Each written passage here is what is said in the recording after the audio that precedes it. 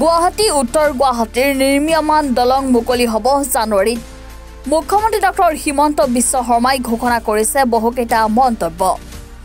দলং মুকলিৰ পিছতে প্ৰথম অৱস্থাত ৩১ নং ৰাষ্ট্ৰীয় ঘাইপথ সংযোগ কৰা হ'ব উত্তৰ গুৱাহাটী GNRCৰ পথেৰে। ৰাষ্ট্ৰীয় ঘাইপথ আৰু দলং সংযোগী গৌৰীপুৰত নিৰ্মাণত ট্ৰাম্পেট মুকলি হ'ব ২০২৬ চনৰ মাৰ্চ-এপ্ৰিলত। ডিমা হাছাও দেৱলাল গাৰ্লুছাৰ বিৰুদ্ধে বিজেপি কৰ্মীয়ে দিয়া প্ৰেছ মিট সন্দৰ্ভত বিগত এবছৰ ধৰি ডিমা হাছাও মানুহখিনিয়ে ইফাল সিফাল কৰি আছে। এই মন্তব্য মুখ্যমন্ত্ৰীগৰাকীৰ। বাইহাটা চাৰিআলিৰ উৰণীয়া সেতু মুকলি হ'ব জুলাই মাহত। এইদৰে মুখ্যমন্ত্ৰীগৰাকীয়ে মন্তব্য কৰিছে। গুৱাহাটী উত্তৰ গুৱাহাটীৰ যিখন দলং, সেই দলংখন আমি ডিচেম্বৰ জানুৱাৰী মাহত নিৰ্মাণৰ কাম সম্পূৰ্ণ কৰাৰ বাবে প্ৰস্তুতি চলাই আছো। ইয়াৰ দুটা পৰ্যায়ত হ'ব। গুৱাহাটী উত্তৰ গুৱাহাটী দলংখন সম্পূৰ্ণ হোৱাৰ পিছত প্ৰথম অৱস্থাত আমি GNRC হৈ IIT হৈ ওলাব লাগিব নেশ্যনেল হাইৱে, কাৰণ তেতিয়ালৈকে ট্ৰাম্পেটটো হৈ নুঠিব। এই ট্ৰাম্পেটটো নিৰ্মাণ হৈ উঠিবৰ কাৰণে প্ৰায় মাৰ্চ-এপ্ৰিল লাগিব। যিটো আমাৰ নেশ্যনেল হাইৱেৰ ওপৰত যিটো লুপবিলাক আমি বনাই আছো, গতিকে প্ৰথম পৰ্যায় মাত্ৰ ব্ৰিজখন আৰু IIT গুৱাহাটী হৈ আমি অক্ষয় পাত্ৰ হৈ পেলাই গৌৰীপুৰ হৈ পেলাই আমি গুৱাহাটীত যাব পাৰিম। গতিকে সেই পৰ্চনটো আমি জানুৱাৰী ফেব্ৰুৱাৰীত আমাৰ হৈ যাব। কিন্তু যিটো গৌৰীপুৰ আৰু নেশ্যনেল হাইৱেৰ ওপৰত যিটো আমি ট্ৰাম্পেট বনাই আছো, সি মে-জুন হ'ব। গতিকে দুটা পৰ্যায়ত আমি ইয়াক মুকলি কৰিব পৰা হ'ম। এতিয়াতো কাম প্ৰায় শেষ, মাত্ৰ জইনিং বিলাক লগাই আছে। নৱেম্বৰ মাহত আমি সকলোৱে খোজকাঢ়ি পাৰ হৈ যাম।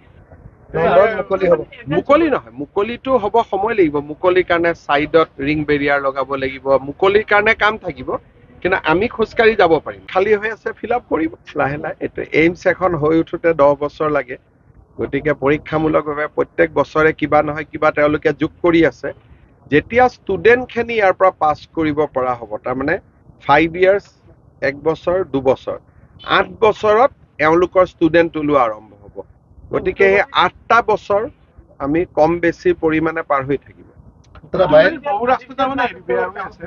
ৰাস্তাখিনিতো ঠিক কৰিব পাৰো, সমস্যাটো হৈছে পানীৰ। আৰু গোটেই খালী মাটি চব নোহোৱা হৈ গ'ল। সেইকাৰণে এতিয়া পানীৰো এতিয়া ওলাবৰ কাৰণে IIT এটা প্লেন দিছে। ব্ৰিজখন কমপ্লিট হ'লে সেইটোত হাত দিম। 20 জুলাইৰ শেষত ইনগ্ৰেশ্যন হ'ব। এইটো সংলগ্ন হৈ যাব। কিন্তু উত্তৰ গুৱাহাটীৰ পৰা নেশ্যনেল হাইৱে সংলগ্ন সেই ছেকেণ্ড যিটো পাৰ্ট, সেই ছেকেণ্ড পাৰ্টটোৰ কাৰণে আৰু 2-3 মাহ লাগিব। এতিয়া প্ৰথম আমি টেম্পৰাৰীলি ৰাস্তা এটা বনাম। গুৱাহাটীৰ পৰা আহিলে গৌৰীপুৰত নামিলো, গৌৰীপুৰৰ পৰা নামি GNRC হৈ নেশ্যনেল হাইৱে ওলাম।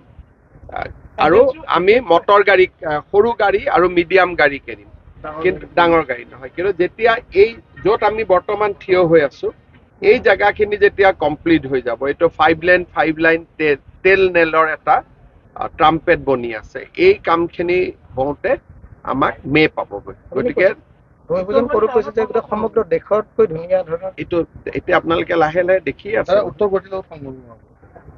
গুৱাহাটীৰ লগতো গৌৰীপুৰ মানে এইটো উত্তৰ গুৱাহাটী হ'ল। গতিকে আৰু বেলেগতো নাই। গৌৰীপুৰক মই উত্তৰ গুৱাহাটীয়ে মানুহ আৰু তাকো হৈ যাব অলপমান ছেপ্টেম্বৰ অক্টোবৰ মাহত কৰিম। সেইকাৰণে ডক্তৰৰ অভাৱ অভিযোগ দূৰ কৰি আমি অক্টোবৰ নৱেম্বৰ মাহত ইয়াক উদ্বোধন কৰিম, যাতে উদ্বোধন কৰাৰ পিছত সমস্যা নাথাকে। সদায় থাকেই। ইফালৰ পৰা সিফালে কৰে, সিফালৰ পৰা সিফালে কৰে। এইটো আজি এবছৰৰ পৰা চলি আছে। তাৰ বিষয়ে মই বহুত দীঘলীয়াকৈ কৈ আহিছো। দাস, কলিতা, শৰ্মা, বৰা মানুহ। মই যদি তাত কিবা এটাও বুলডোজাৰ লগাও, লগে লগে লিখি দিব যে খিলঞ্জীয়াৰ ওপৰত হিমন্ত বিশ্ব শৰ্মাৰ অত্যাচাৰ।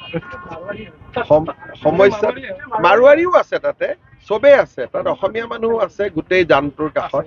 আৰু মাৰোৱাৰীক বিক্ৰীও আমিয়ে কৰিছো, বেলেগে আহি বিক্ৰী কৰা নাই। আৰু এতিয়া যদি মই কিবা এটা কৰিব যাওঁ, আপোনালোকে লিখা আৰম্ভ কৰিব। গতিকে কথা পাতি বুজাবুজি কৰি কিবা কিবি কৰি কৰিব লাগিব ব্ৰিজৰ কামটো আমিন গাঁৱৰ পৰা নয়ন দাসৰ ৰিপৰ্ট এনি ভাৰত 24